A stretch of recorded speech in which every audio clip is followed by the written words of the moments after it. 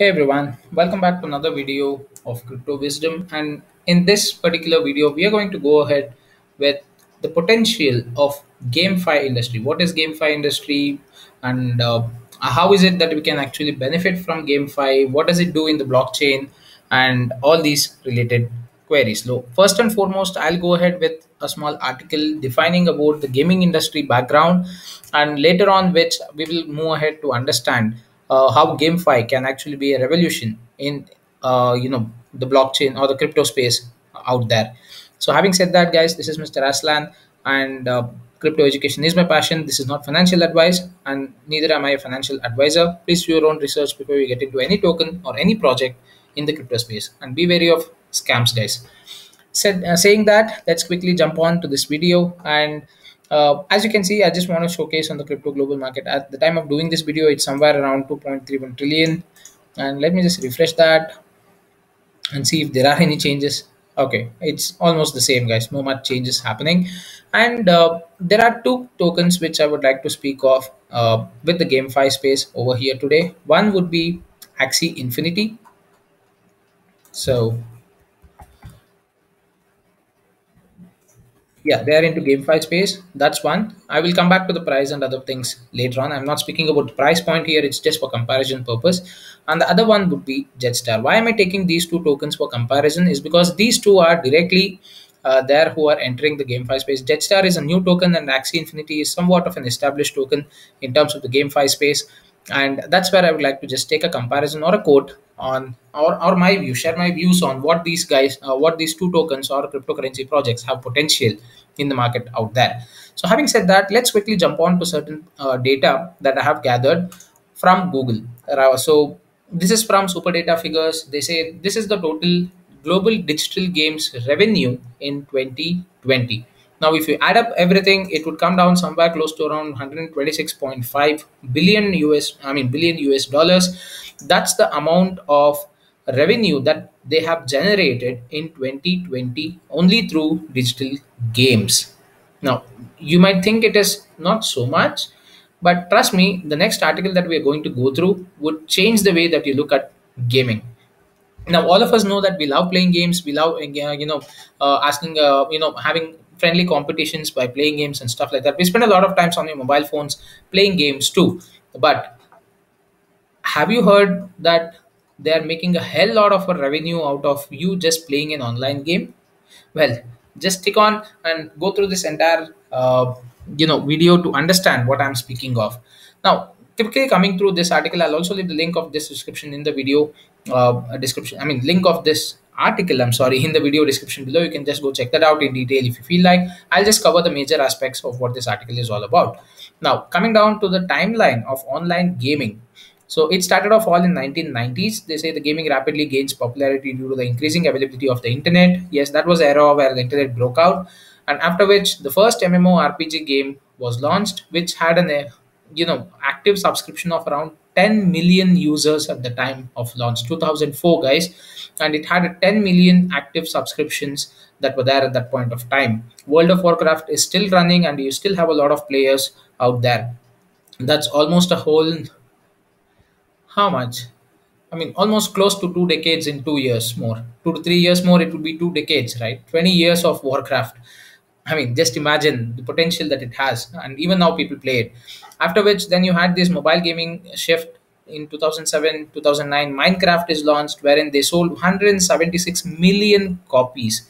I mean, I don't know the actual price of what each copy is right now, but at the time, even if they want to go ahead and sell in 2009, imagine if it was just around $10, it would have been $1.76 million just in revenue of sales.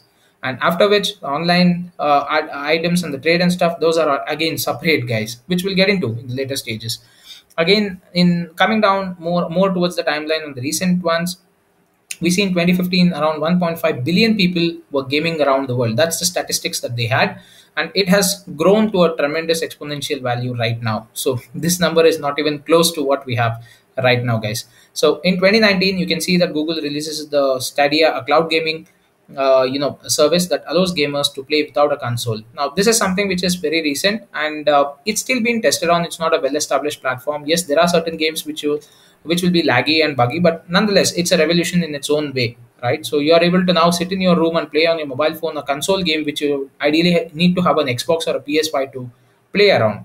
Correct? You don't need to own a gaming PC to play a high-end game, and that too you can do it sitting from your TV too. So some TVs do support it, and they also have this Stadia console or a box that they gave that they came out with a hardware wherein you just connect it to your TV and you just start playing it with the joystick. As simple as that, guys. You just need an internet connection. So that's the revolution that has happened when it comes to gaming in the recent times. Now, how would I actually not leave Pokemon Go? I still play it. I enjoy the game. Imagine me running around all the streets and catching all those various types of Pokemon. And trust me, I bought a new phone only to game in. Go ahead and play Pokemon Go. In fact, yes, I had a Samsung phone and I wanted to upgrade, but I was just waiting for some other better phone to come in. But in came the OnePlus 3, and that's when I upgraded it. And the first thing that I did, as soon as I got my OnePlus 3, I installed Pokemon Go. No other app, I just installed Pokemon Go. And added to that advantage, I was actually traveling at the time I initially got that phone. So the same day I received my phone, I had to travel to a separate location. So that gave me a whole new angle in terms of playing that game and enjoying it, guys. And I still enjoy it till the day. And sorry, I got a little lost over there. Games do that to me sometimes.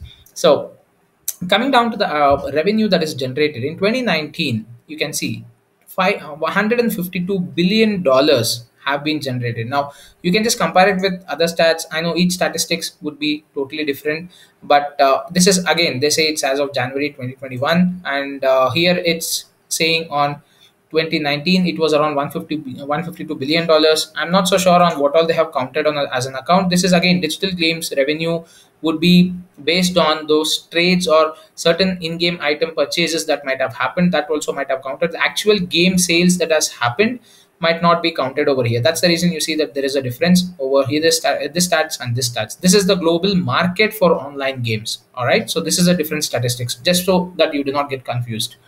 Now compare that with the recorded music global revenue, that's around 119 billion in 2018, and in 2019 the box office, guys, the movie box office global revenue was around 43 billion dollars.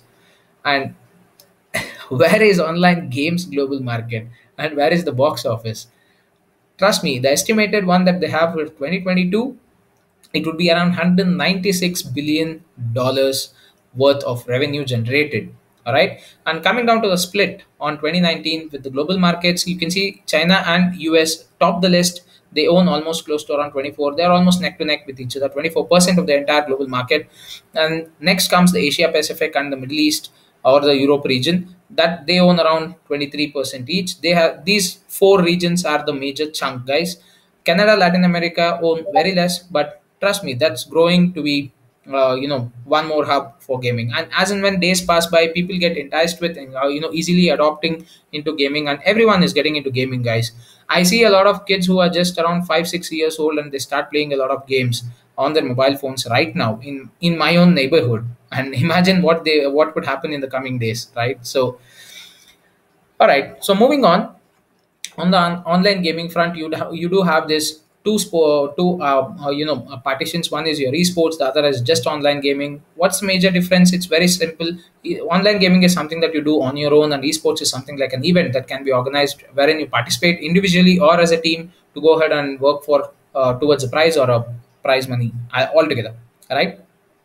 So you just have a list of all those distributors and streaming services and stuff like that.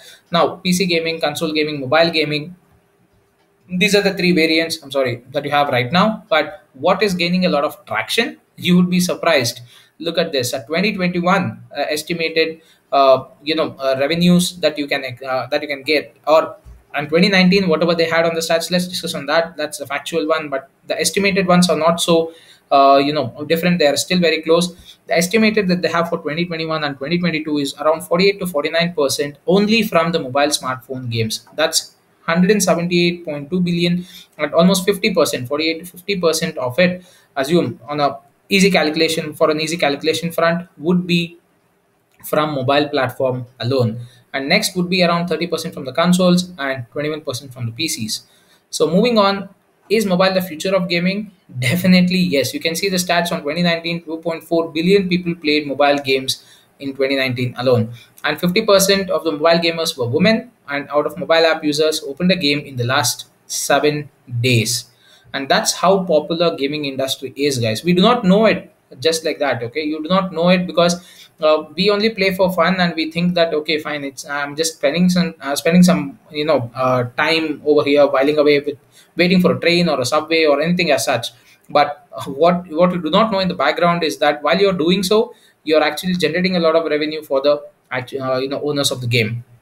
Now, mobile gaming is again 50% on top. App categories, if you look at it, that's where they have actually taken this data. The social media stops it, shopping items, shopping apps top it, and the third comes under mobile gaming. And no wonder whether this will move up and put shopping down, guys. So I don't know. You would be generating revenues and shopping would be happening online. I mean, these might compete with each other in the coming days. Just coding. So having said that, now how has mobile gaming experienced such a breakthrough? If you look at it, we have in-app purchases, we have subscription services, we have rewards that the players get, say by watching a video or an ad. You do have revenue generation happening for the owners, as well as you players get an extra life or something that they can go ahead with the game. That's a revenue generation stream, guys. And social trade, again, coming down to where you can actually trade in-game items between two different users. But now, having said that, I'll stop this article over here. You can run through it if you want. I'll go ahead and leave the details of the article definitely in the description below. Now, what is gaming industry? You saw about the gaming industry potential out there. What would it do if you had blockchain introduced to gaming? Now, that's what is called as a GameFi.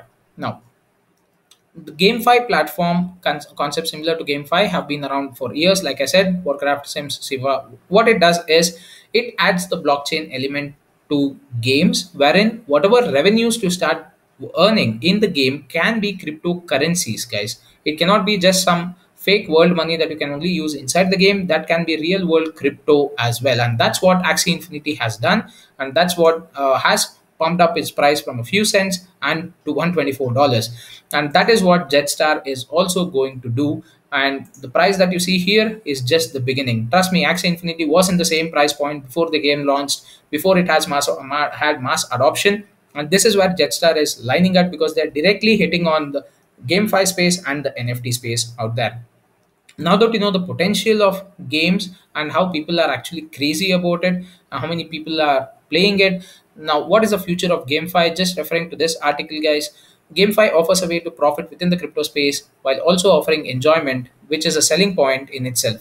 Add to that the game addictiveness, as shown by studies on the release of dopamine, that's on the medical front during gaming, as well as by sheer volume of online gamers. It looks like to likely to continue growing. Moreover, by adopting the other fast growing sectors such as DeFi and NFTs, then it places itself in a good position to benefit from success within those fields as well. So NFTs in particular, as visual collectibles, are meant to be seen. So if a player can incorporate a rare NFT within a game, thereby gaining exposure, profit, and kudos, they are also likely to join in. So like I said, it can become such an earning platform for all those hardcore gamers or even normal enthusiasts who want to play games for fun. You can have fun, you can also generate revenue. Think of it that you are mining cryptocurrency through an in-game, and or you can also start trading some of the in-game items that you obtain. Say it can be body armor, it can be a helmet, it can be an attire, it can be a character altogether, it can be, if it's in card games, it can be just those unique cards.